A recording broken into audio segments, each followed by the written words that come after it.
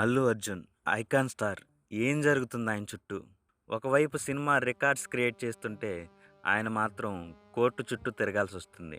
నిజంగా అసెంబ్లీలో దీని గురించి చర్చించాల్సిన అవసరం ఉందా? 100కి 100 పాళ్ళు లేదు. ఎందుకంటే పోలీసు వ్యవస్థ, న్యాయ వ్యవస్థ ఆ పని చూసుకుంటాయి. పూర్తిగా విచారణ జరగకుండానే ఎవరికిష్టం వచ్చింది వారు మాట్లాడుతున్నారు. ఆ సీసీ కెమెరాలు ఒక విషయం చెబుతున్నాయి, పోలీసులు పూర్తి భిన్నంగా వాళ్ళ వెర్షన్ చెబుతున్నారు. ఎవరిని నమ్మాలి? 150 కోట్ల మందికి పైగా జనం ఉన్న ఈ దేశం, 4 కోట్ల మందికి పైగా ఉన్న తెలంగాణలో ఇది మాత్రమే చర్చించాల్సిన విషయమా? ఒకవేళ మీరు చెప్పింది తప్పు అయితే అల్లు అర్జున్ పరువును బజార్లోకి లాగినట్టే కదా. పెన్షన్ 4,000 గురించి మాట్లాడరు, నిరుద్యోగ భృతి గురించి మాట్లాడరు, గురుకులాల్లో ఇబ్బందులు బాధలు పడుతున్న చిన్నపిల్లల గురించి ఆలోచించే సమయం లేదు. ఎన్నిసార్లు సర్వే చేస్తారండి? కులగణన, జనగణన. మనం రాతి యుగంలో ఉన్నామా, లేక కంప్యూటర్లకు అమ్నీషియా వచ్చిందా? అసెంబ్లీలో మాట్లాడిన విషయంలో అర్థం ఉంది, కానీ అది అసెంబ్లీలో చర్చించాల్సిన విషయం మాత్రం కాదు. హైడ్రా వల్ల నిరాశ్రయులైన వారి సంగతి ఏంటి?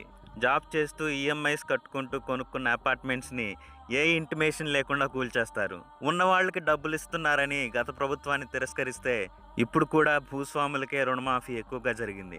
500 బోనస్ కూడా వాళ్ళకే. సన్నకారు చిన్న రైతులకు మిగిలింది గుండు సున్నా. ఫ్రీ బస్, దీనంత చీప్ థాట్ ఇంకోటి ఉండదు. ఎలాగూ ఫ్రీ ఇద్దాం అనుకున్నప్పుడు ఉన్న ఛార్జెస్ని తగ్గిస్తే అందరూ లాభపడేవాళ్ళు కదా.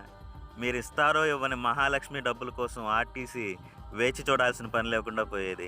మీరు ఛార్జెస్ని తగ్గించుంటే ప్రభుత్వం పైన భారం ఎక్కువ ఉండేది కాదు. తొక్కిసలాటలు చాలా జరిగాయి, చాలామంది చనిపోయారు.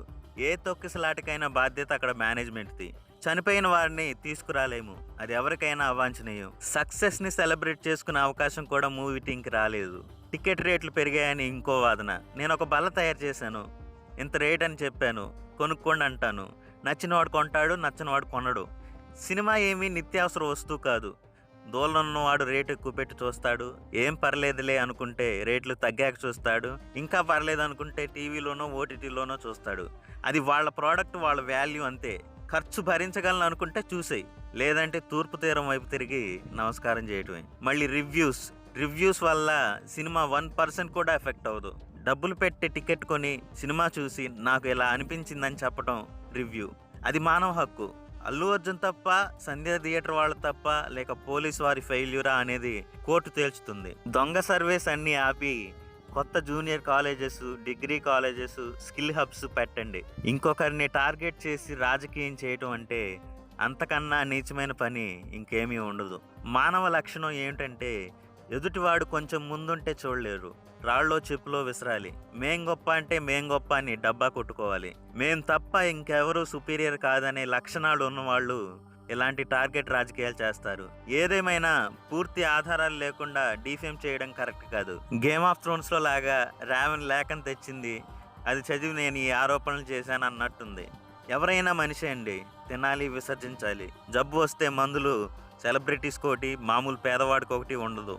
ప్రాణం పోతే బయో వేస్టేజ్ అయ్యి మిలియన్ ఇయర్స్ తర్వాత రాకాసి బొగ్గుగా మారే మనుషులం మనం అనేది కాస్త గుర్తుపెట్టుకోండి.